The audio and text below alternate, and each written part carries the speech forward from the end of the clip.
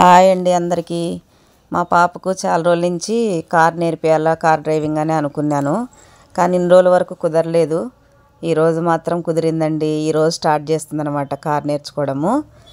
Already bike తోలుతుంది, కానీ car కూడా నేర్పించేద్దామని. ఈ కాలంలో ఆడపిల్లలకి అన్నీ ఉండాలండి చేతిలో. అన్నీ నేర్చుకుంటేనే రేపు ఎప్పుడైనా వాళ్ళు కూడా ధైర్యంగా ఉంటారు. అందుకే నాకు ఎంతో మా పాపకు నేర్పియాలని ఇష్టం ఉండే.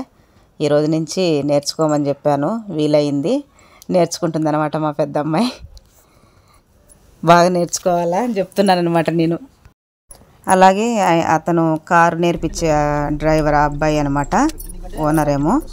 బ్రేకులు ఇలా వేయాలి, సిగ్నల్ దగ్గర, మెయిన్ రోడ్డు మీద మనకు ఎట్లా ఏమన్నా వెహికల్స్ వచ్చేటప్పుడు యాక్సిడెంట్ కాకుండా అంతా అమ్మాయికి చెప్తున్నాడు అనమాట. అంతా ఎక్స్ప్లెయిన్ చేస్తున్నాడు అంతా అబ్బాయి. అయితే ఇప్పుడు ఎవరైనా నేర్చుకోవాలనుకుంటే కనుక అమ్మాయిలు కూడా మంచిగా నేర్చుకోవచ్చండి. నేర్చుకోవాలి, అన్ని చేతిలో ఉండాలి పిల్లలకి. ఇప్పుడు ఈ కాలంలో ఆడపిల్లలకి ఇది ఎందుకు అది ఎందుకు అనుకోకుండా నేర్చుకుంటే రేపు ఏ సమయంలో ఎమర్జెన్సీకి మంచిగా ఉపయోగపడుతుంది ఎవరికైనా కూడా. నాకు తెలిసినంత వరకు ఒక మాట చెప్పాలని అనుకున్నాను, చెప్తున్నాను. నేను కూడా ఉన్నానన్నమాట. ఫస్ట్ రోజు కదా, నువ్వు కూడా రా మమ్మీ నాతో పాటు, కొంచెం టెన్షన్ ఉంది అనింది.